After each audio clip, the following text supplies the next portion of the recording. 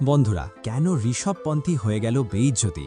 একেবারে জেতানো ম্যাচ হাতছাড়া করে রাজস্থানের কাছে হেরে বসল লখনৌ সুপার জায়ান্টস। আইপিএল 2026-এর মতো হাই প্রেশারের টুর্নামেন্টে, যেখানে প্রতিটা ম্যাচই প্লে অফের জন্য অত্যন্ত গুরুত্বপূর্ণ, সেখানে এই ধরনের হার সত্যিই মেনে নেওয়া কঠিন। মাঠে থাকা দর্শক থেকে শুরু করে টিভির সামনে বসে থাকা লাখ লাখ ফ্যান সবাই যেন হতাশ হয়ে পড়েছিল এই ফলাফলে। মনে হচ্ছিল ম্যাচটা তো লখনৌয়ের হাতেই ছিল, কিন্তু কিভাবে সবকিছু উল্টে গেল। কিন্তু বন্ধুরা, এই পুরো ঘটনার মধ্যে সবচেয়ে বড় চমক ছিল ম্যাচ শেষে ঋষভ পান্তের বক্তব্য। নিজের দলের ব্যর্থতার মাঝেও তিনি এমন কিছু কথা বলেছেন যেখানে উঠে এসেছে বৈভব সূর্যবংশী এবং রিয়ান পারাগের নাম। প্রতিপক্ষের প্রশংসা করেছেন, নিজের বোলারদের কৃতিত্ব দিয়েছেন, কিন্তু একই সঙ্গে ব্যাটসম্যানদের পারফরম্যান্স নিয়েও প্রশ্ন তুলেছেন। কেউ তার সততা ও খোলামেলা বক্তব্যের প্রশংসা করছেন, আবার কেউ বলছেন একজন ক্যাপ্টেন হিসেবে তার আরও দায়িত্ব নেওয়া উচিত ছিল। তো ঠিক কি বলেছেন ঋষভ পান্ত? কেন তিনি এমন মন্তব্য করলেন? আর এই হারের পেছনে আসল কারণটাই বাকি? আজকের এই ভিডিওটিতে ঋষভ পান্তের বয়ানের সম্পূর্ণ ভিডিও আপনাদের দেখাবো, তাই ভিডিওটা একদম শেষ পর্যন্ত দেখবেন। আর তার আগে যদি আপনারাও ঋষভ পান্ত, রোহিত শর্মা, বৈভব সূর্যবংশীর ফ্যান হয়ে থাকেন, তাহলে ভিডিওটিকে একটি লাইক দিয়ে চ্যানেলটি সাবস্ক্রাইব করতে ভুলবেন না। বন্ধুরা, ম্যাচের শুরুতেই যখন রাজস্থান রয়্যালস প্রথমে ব্যাট করতে নামে, তখন শুরুটা একেবারেই আশানুরূপ ছিল না। ইনিংসের শুরু থেকেই লখনৌয়ের বোলাররা দারুণ লাইন লেংথ বজায় রেখে চাপ তৈরি করতে থাকে, যার ফলে রাজস্থানের ব্যাটসম্যানরা স্বাভাবিকভাবে খেলতেই পারেনি।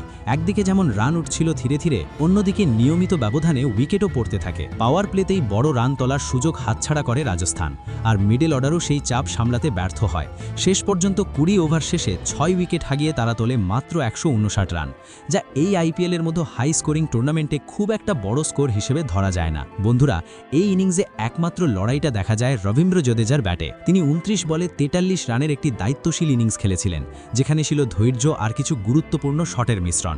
কিন্তু দুঃখের বিষয় হলো, তার এই ইনিংসকে কেউই সেভাবে সাপোর্ট করতে পারেনি। ওপেনার থেকে শুরু করে মিডল অর্ডার প্রায় সবাই ছোট ছোট ইনিংস খেলে আউট হয়ে যায়, ফলে রাজস্থানের স্কোরটা কখনোই বড় আকার নিতে পারেনি, আর মাঝারি স্কোরেই থেমে যায়। তবে ইনিংস শেষে তখন প্রায় সবাই ধরে নিয়েছিল ম্যাচটা পুরোপুরি লখনৌয়ের নিয়ন্ত্রণে, কারণ 160 রানের টার্গেট তাড়া করা আজকের দিনে খুব একটা কঠিন নয়, বিশেষ করে যখন আপনার দলের শক্তিশালী ব্যাটিং লাইন আপ থাকে। অনেকেই মনে করছিল লখনৌ খুব সহজেই এই ম্যাচ জিতে নেবে এবং বড় কোনো সমস্যা হবে না। কিন্তু বন্ধুরা, ক্রিকেট এমনই এক খেলা, এখানে শেষ বল না হওয়া পর্যন্ত কিছুই নিশ্চিত নয়, আর এই ম্যাচটাই সেই কথার জ্বলন্ত প্রমাণ। বন্ধুরা, যখন লখনৌ সুপার জায়ান্টস রান তাড়া করতে নামে, তখন শুরু থেকেই তারা চাপে পড়ে যায়।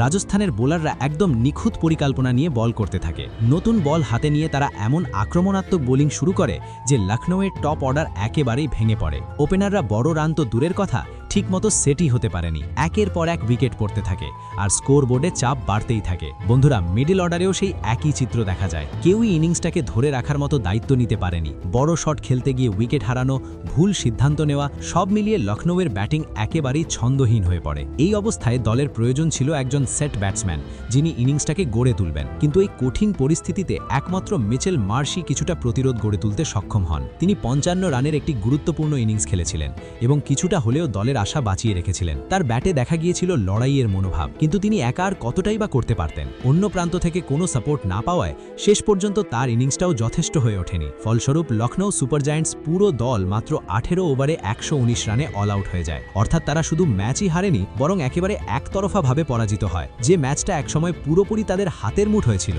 সেটাই শেষ পর্যন্ত হাতছাড়া হয়ে যায়। তবে বন্ধুরা, এই হারটা শুধু হার নয়, এটা ছিল একেবারে লজ্জাজনক পরাজয়। আর এই কারণেই এখন সবাই ঋষভ পান্তের ক্যাপ্টেন্সি নিয়ে প্রশ্ন তুলছে। প্রশ্ন উঠবে বা না কেন? 7টি ম্যাচ খেলে মাত্র 2টি জয়, এই রেকর্ড নিয়ে কোনো দল প্লে অফে যাওয়ার স্বপ্ন দেখতে পারে না। এখন লখনৌ দল আদৌ প্লে অফে পৌঁছতে পারবে কিনা, সেটাই বড় প্রশ্ন হয়ে দাঁড়িয়েছে। তবে বন্ধুরা, ম্যাচ শেষে ঋষভ পান্ত যা বললেন তা শুনে অনেকেই অবাক হয়ে গেছেন। তিনি বলেন, যখন তারা রাজস্থানকে 169 রানে আটকে দিয়েছিলেন, তখন তাদের পুরো বিশ্বাস ছিল যে তারা ম্যাচটি জিতে যাবেন। কিন্তু তিনি কল্পনাও করেননি যে রাজস্থানের বোলাররা, বিশেষ করে নান্দ্রে বার্গার এবং জোফরা আর্চার, শুরুতেই উইকেট নিয়ে লখনৌ দলের মনোবল ভেঙে দেবেন। বন্ধুরা, এখানেই শেষ নয়। ঋষভ পান্ত আরও বলেন যে তার মতে মতে আজকের ম্যাচে রিয়ান পরাগ খুবই ভালো ক্যাপ্টেন্সি করেছে এবং তার জন্যই রাজস্থান এই ম্যাচ জিতেছে। পাশাপাশি তিনি স্বীকার করেন যে তার নিজের দলে এখনও অনেক উন্নতির প্রয়োজন রয়েছে। বন্ধুরা, সব মিলিয়ে বলা যায় ঋষভ পান্ত এই ম্যাচের পর নিজের মতামত দিয়েছেন, যেখানে তিনি প্রতিপক্ষের প্রশংসা করেছেন, নিজের বোলারদের সমর্থন করেছেন এবং ব্যাটসম্যানদের দোষারোপ করেছেন। এখন প্রশ্ন হচ্ছে, আপনারা কি তার এই কথার সঙ্গে একমত, নাকি মনে করেন ক্যাপ্টেন হিসেবে তার আরও দায়িত্ব নেওয়া উচিত ছিল? আপনাদের মতামত অবশ্যই কমেন্টে জানাতে ভুলবেন না। আর যদি ভিডিওটি ভালো লেগে থাকে তাহলে একটি লাইক দেবেন এবং চ্যানেলটি সাবস্ক্রাইব করতেও ভুলবেন না। ধন্যবাদ সবাইকে।